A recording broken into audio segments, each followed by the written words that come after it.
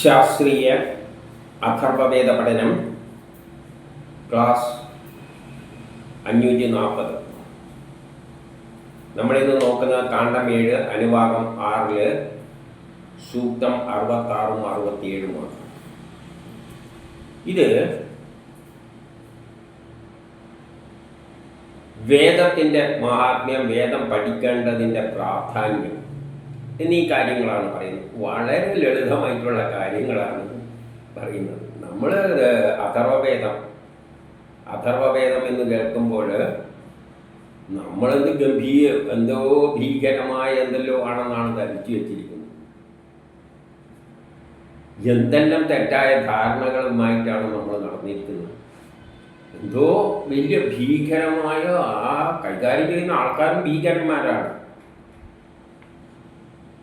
ഈ തരത്തിലെല്ലാം സിനിമയടക്കം ചിത്രീകരിച്ചു വെച്ചിരിക്കുന്നത്. എന്നാൽ നമ്മൾ ഈ കാണുന്ന വാക്കുകളെല്ലാം സാധാരണ നമ്മളുമായിട്ട് ബന്ധപ്പെട്ട കാര്യം. പിന്നെ സയൻസ് വരുമ്പോൾ സയൻസ് അറിയുന്ന ആർക്കല്ലേ മനസ്സിലാവുകയുള്ളൂ. അല്ലാതെ വളരെ ലളിതമായ വേദം പഠിക്കേണ്ട കാര്യങ്ങളും എല്ലാം തന്നെയാണ് ഇതിൻ്റെ അകത്ത് പറഞ്ഞു വെച്ചിരിക്കുന്നത്. ചികിത്സയായിട്ട് ബന്ധപ്പെട്ട കാര്യങ്ങൾ, ഇങ്ങനെയുള്ള പല കാര്യങ്ങളും. അപ്പം 66 67 വേദങ്ങളും എല്ലായിട്ട് ബന്ധപ്പെട്ട കാര്യമാണ്. അതുകൊണ്ട് നമുക്ക് ആദ്യം 66 എന്താണ് പറയുന്നതെന്ന് നോക്കാം. അഥർവവേദം കാണ്ഡം 7 അനുഭാഗം 6 സൂക്തം 66. ഋഷി ബ്രഹ്മാവ്, ദേവത ബ്രാഹ്മണം, ഛന്ദസ് തൃഷ്ടുപ്പ്. യദ്യന്തരിക്ഷേ യതി വാത ആസ യതി വൃക്ഷേഷു യതി വോലപേക്ഷു യദസ്രവൻ പശവം ഉദ്യമാന തത് ബ്രാഹ്മണം പുനരസ്മാന പൈതു. ഭാവാർത്ഥം: ഏതൊരു വേദമാണോ മേഘാവൃതമായ അന്തരീക്ഷത്തിൽ വച്ചിട്ടോ അതുപോലെ കൊടുങ്കാറ്റിന്റെ സമയത്ത് മരച്ചുവട്ടിൽ വെച്ചോ പച്ചപ്പ് നിറഞ്ഞ ധാന്യങ്ങളുടെ സമീപത്ത് വെച്ചോ മൃഗങ്ങളുടെ അടുക്കലിരുന്നോ പഠിക്കപ്പെടുന്നത്, ആ വേദത്തെ വേദം പഠിച്ചവരിൽ നിന്ന് ഞങ്ങൾ പഠിക്കട്ടെ.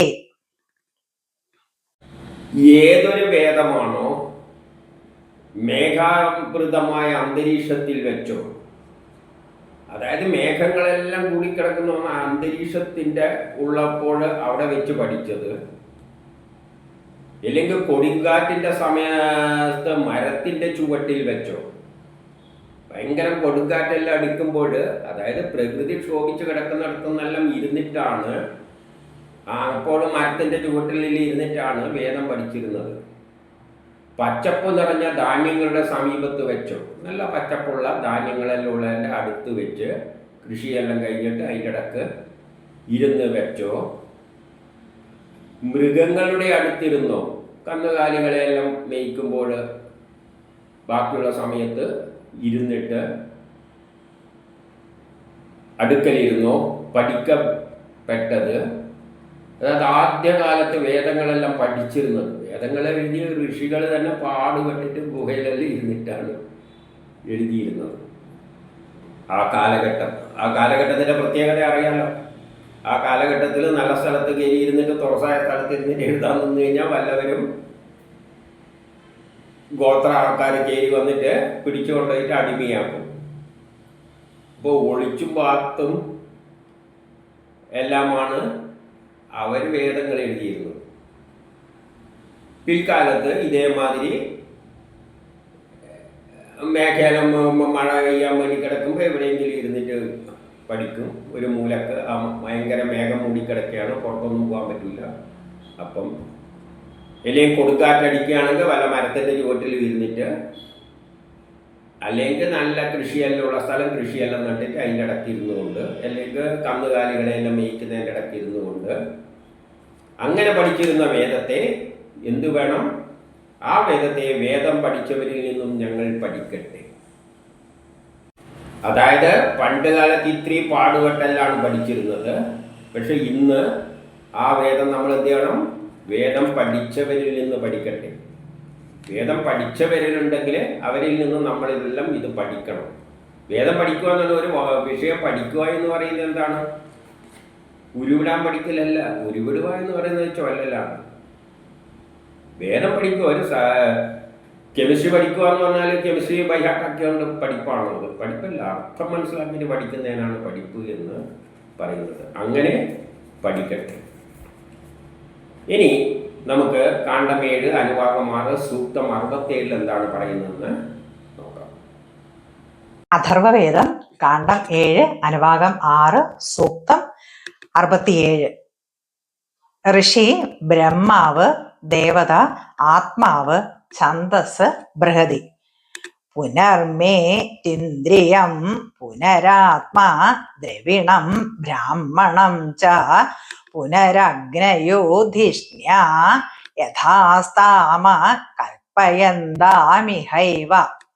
ഭാവാർത്ഥം: എന്റെ ഇന്ദ്രിയങ്ങൾ വീണ്ടും പുഷ്ടിപ്പെടണേ, ജീവാത്മാവ് വീണ്ടും എന്നിൽ പ്രവേശിക്കണേ, ധനം വീണ്ടും കൈവരണേ, വേദം വീണ്ടും എന്നിലേക്കെത്തണേ, ഹവനവേദിയിൽ അഗ്നി വീണ്ടും കത്തിജ്വലിക്കണേ. ഇവിടെ എൻ്റെ ഇന്ദ്രിയങ്ങളെല്ലാം വീണ്ടും പുഷ്ടിപ്പെടണേ എന്ന് പറയുകയാണ്. ഇന്ദ്രിയങ്ങൾ വീണ്ടും പുഷ്ടിപ്പെടുക എന്ന് പറയുമ്പോൾ 2 തരത്തിലാകാം. മരിച്ചതിൻ്റെ ശേഷം ആദ്യ ഇന്ദ്രിയങ്ങൾ ഉണ്ടായിട്ട് പുഷ്ടിപ്പെടാം. അല്ലെങ്കിൽ ക്ഷയിച്ചിരിക്കുന്ന ഇന്ദ്രിയങ്ങളെ ആയുർവേദ മരുന്നെല്ലാം ഉപയോഗിച്ചിട്ട് ചികിത്സയിലൂടെയെല്ലാം പുഷ്ടിപ്പെടുത്താം. ഇതെല്ലാം മേലൂട്ടിയാണ്. അതെങ്ങനെയാണ് നടക്കുക? ജ്ഞാനത്തിലൂടെയാണ് നടക്കുക. വേദം പഠിച്ചാൽ സയൻസിലൂടെ, ആയുർവേദം പഠിച്ചിട്ടെല്ലാണ് അത് സാധിക്കുന്നത്. ജീവാത്മാവ് വീണ്ടും എന്നിൽ പ്രവേശിക്കണേ. ജീവാത്മാവ് വീണ്ടും എന്നിൽ പ്രവേശിക്കണേ. ജീവാത്മാവ് വിട്ടുപോയാൽ പിന്നെ എന്താണ് സംഭവിക്കുന്നത്? മരണമാണ് സംഭവിക്കുന്നത്. അപ്പം വീണ്ടും പ്രവേശിക്കും എപ്പോഴാണ്?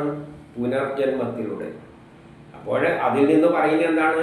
നമ്മളിങ്ങനെ ജനിച്ച് മരിച്ച് ഇങ്ങനെ പോയിക്കൊണ്ടിരിക്കുകയാണ്.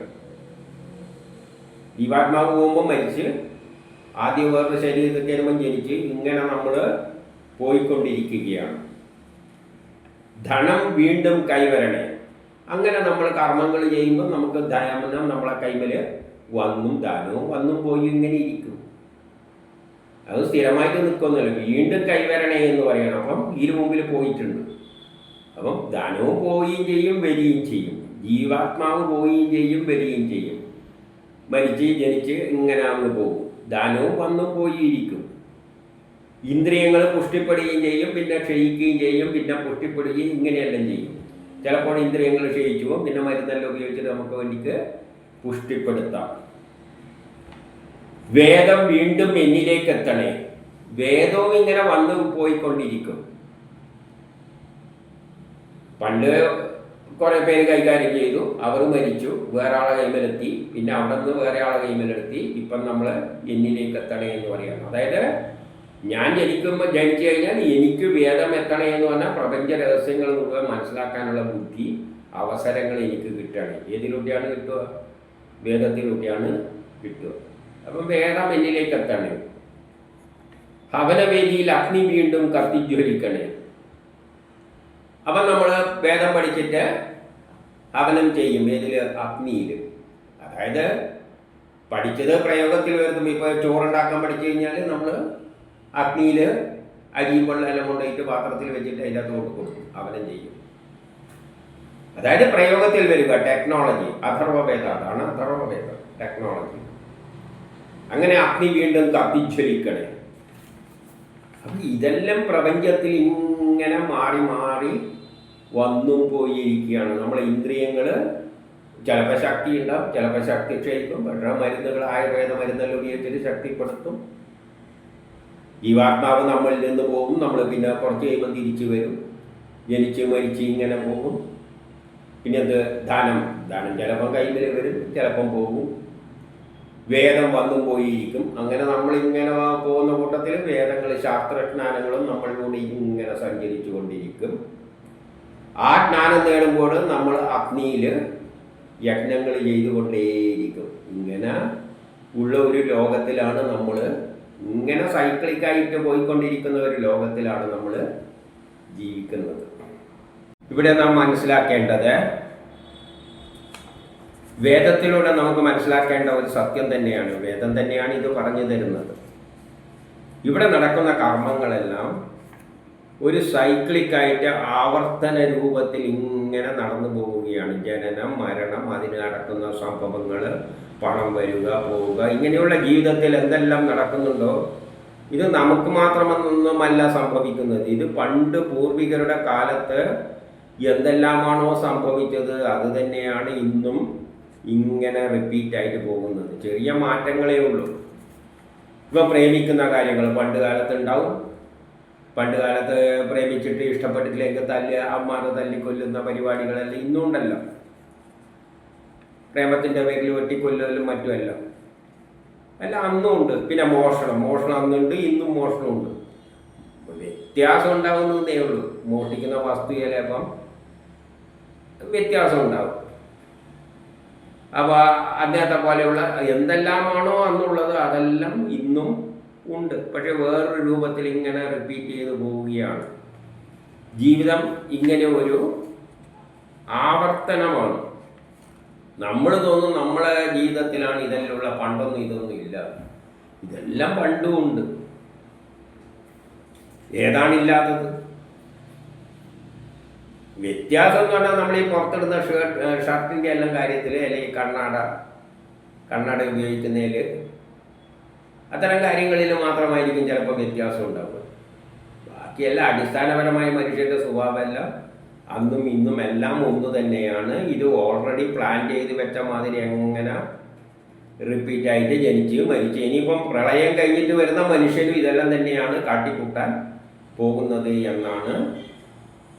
അതായത് അടിസ്ഥാനപരമായി ഈ പ്രപഞ്ചത്തിൽ കാണുന്ന സ്വഭാവ വിശേഷങ്ങളെല്ലാം ഇങ്ങനെ ആവർത്തിച്ചുകൊണ്ടിരിക്കുകയാണ്. അത് വേദത്തിലൂടെ നമുക്ക് പറഞ്ഞു തരികയാണ്. ആ വേദം പഠിക്കേണ്ടതിൻ്റെ പ്രാധാന്യത്തെപ്പറ്റിയും, ഈ വേദം പഠിക്കുന്നതും സയൻസും, വേദം എന്ന് പറഞ്ഞാൽ ശാസ്ത്രമാണ്. ഇങ്ങനെ മനുഷ്യൻ ആദ്യം കുറേ കണ്ടെത്തി പഠിച്ച് പൂർണ്ണമായ ജ്ഞാനം നേടും. പ്രളയം കഴിഞ്ഞ് വരുന്ന മനുഷ്യൻ അത് എഴുതി വെക്കും. പക്ഷേ എല്ലാവർക്കും അത് ഉൾക്കൊള്ളാൻ പറ്റില്ല. മറ്റുള്ള ഉൾക്കൊള്ളാൻ പറ്റാതെ വരുമ്പോൾ അവർ സ്വയം കണ്ടെത്താൻ ശ്രമിക്കും. ഇതിങ്ങനെ പോയിക്കൊണ്ടേ ഇരിക്കും.